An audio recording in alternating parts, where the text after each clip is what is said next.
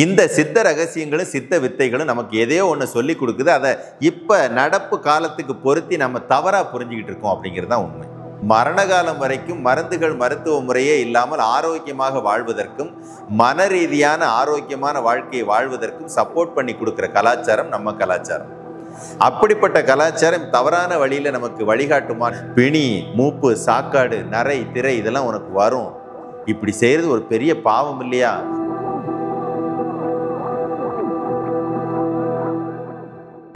கொன்றால் பாவம், தின்றால் தீரும். இந்த வார்த்தையை நாமெல்லாம் எதுக்கு பயன்படுத்தும் அப்படின்னு கேட்டிங்கன்னா, ஒரு ஆட்டுக்கறி சாப்பிட்றோம் இல்லை கோழிக்கறி சாப்பிட்றோம் அப்படின்னா நம்ம கையால் கொன்றக்கூடாது. கொன்னுட்டோம் அப்படின்னா சாப்பிட்டுட்டிங்கன்னா தீர்ந்து போயிருங்க அந்த பாவம் அப்படின்னு ஒரு விஷயத்தை நமக்கு சாதகமாக யோசித்து என்ன பண்ணிடுவோம், உன்னை கொன்றக்கூடாது, கொன்னா அது பெரிய பாவம், ஒரு உயிரை கொன்னதாக அர்த்தமாயிரும், கொன்னுட்டினா உடனே சாப்பிட்ரு அப்படின்னா அந்த பாவம் கிடையாது அப்படிங்கிறத நாம் ஒரு அர்த்தமாக எடுத்துக்கிட்டு இருக்கிறோம். அதே மாதிரி ஒரு மனிதனை கொன்னுட்டோம் அப்படின்னா அந்த மனிதனை கொன்னது பாவம் ஆயிடுச்சுங்கிறதுனால அந்த மனிதனை நம்ம சாப்பிட்ருவோமா என்ன? அப்போ என்னதான் அதுக்கு பின்னால் உண்மை இருக்குது? நம்ம பூமி, நம்ம இந்திய தேசம், குறிப்பாக தமிழ் தேசம், நம்ம கலாச்சாரம் நமக்கு சொல்லி கொடுத்துருக்கிறது பூராமே பார்த்திங்கன்னா அற்புதமான சித்த ரகசியங்கள். நம்ம வாழ்க்கையில் நம்ம பயன்படுத்தக்கூடிய வார்த்தைகளுக்கு பின்னால் இருக்கக்கூடியது அத்தனையுமே சித்த ரகசியங்கள், சித்த வித்தைகள் தான்.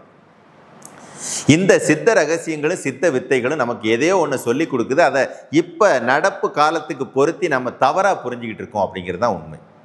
நம்ம கலாச்சாரம் எப்படிப்பட்டது அப்படின்னு கேட்டிங்கன்னா, மரணத்தை தள்ளி வைப்பதற்கும் மரண காலம் வரைக்கும் மருந்துகள் மருத்துவ முறையே இல்லாமல் ஆரோக்கியமாக வாழ்வதற்கும் மன ரீதியான ஆரோக்கியமான வாழ்க்கையை வாழ்வதற்கும் சப்போர்ட் பண்ணி கொடுக்குற கலாச்சாரம் நம்ம கலாச்சாரம். அப்படிப்பட்ட கலாச்சாரம் தவறான வழியில் நமக்கு வழிகாட்டுமான்னு கேட்டால் கண்டிப்பாக இல்லை. கொன்றால் பாவம், தின்றால் தீரும் அப்படின்னா ஒரு மூச்சு காத்து வெளியே விரயமாக போய்கொண்டிருக்கிறது என்றால் கண்டிப்பாக ஒரு நாளைக்கு சீக்கிரமாகவே மரணம் ஒன்று நோக்கி வந்துடுமப்பா. அப்படி மூச்சு காற்றை வெளியில் விட்டு அந்த மூச்சை கொல்லாத, கொன்னினா அது ஒரு பெரிய பாவம். பாவத்தினால் என்ன ஆகும்? இந்த உடம்பு வயோதிக நிலைக்கு போவோம்.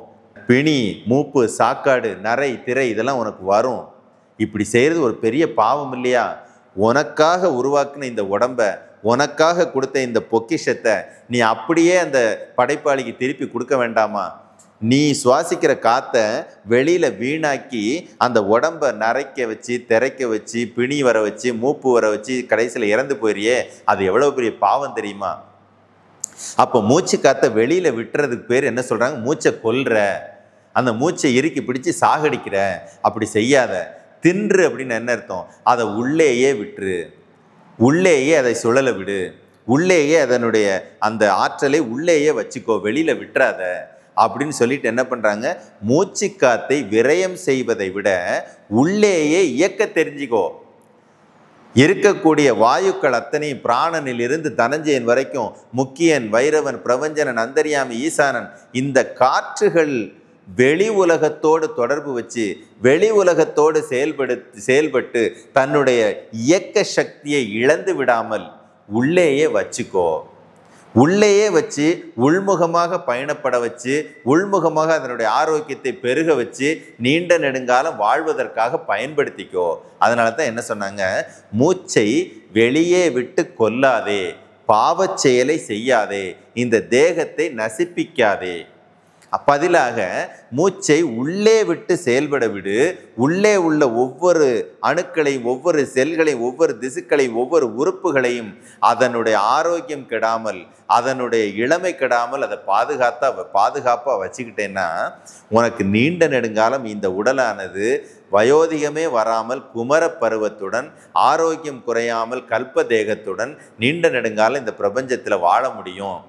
இது எதுக்காக வாழணும்னா, இந்த படைப்பை நமக்கு கொடுத்த அந்த இயற்கைக்கு நன்றி கடனாக இருக்கும்படியாக நம்ம வாழ முடியும். அதனால் மூச்சை வீணாக்கி கொன்றாதீங்க, உள்ளேயே பயன்படுத்தி சாப்பிட்ருங்க. அப்படின்னா உள்ளேயே பயன்படுத்திக்கோங்க, உள்ளேயே இருக்க பழகுங்க.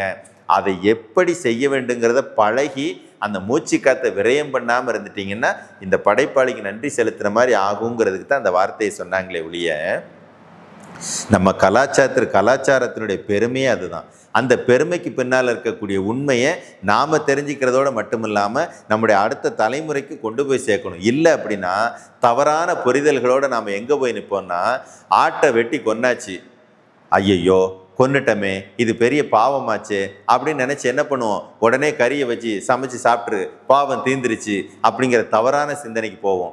நீங்கள் ஆட்டை வெட்டினாலும் சரி, அசையாமல் நிற்கிற கொடிய மரத்தை வெட்டினாலும் சரி, செடி கொடிகள் எடுத்தாலும் சரி, காய்கறிகளுக்கு வேண்டி பிச்சாலும் சரி, நம்ம உடம்புல ஒரு நகத்தை ஒடிக்கிற மாதிரி ஒவ்வொரு செடியிலேருந்து பிக்கக்கூடிய ஒவ்வொன்றுமே கொல்றதுக்கான அடையாளம் தான். அப்போ விஷயம் அங்கே இல்லை, உள்ளே எப்படி அதை பாதுகாக்கணுங்கிற அந்த ரகசியம், மூச்சை எப்படி உள்ளே தக்க வச்சுக்கணுங்கிற அந்த ரகசியம், அதுதான் தின்று விடு, உள்ளேயே பயன்படுத்தி விடு. ஒரு சாப்பாடு எதுக்கு சாப்பிட்றோம், ஆரோக்கியமாக வாழ்கிறதுக்கு திங்கிறோம். அதே மாதிரி மூச்சை தின்னா என்ன பண்ணோம், நீண்ட நெடுங்காலம் ஆரோக்கியமாக வாழ்கிறதுக்கான சூத்திரம் அங்கே ஒளிஞ்சிருக்குன்னு அர்த்தம். அந்த சூத்திரத்தை புரிஞ்சுக்கிட்டிங்கன்னா உங்கள் வாழ்க்கையும் நீண்ட நெடுங்காலம் ஆரோக்கியத்துடனும் பேரானந்தத்துடனும் வாழ்வதற்காக துணை செய்யும் அப்படிங்கிறதா உண்மை. குருவே சரணம்.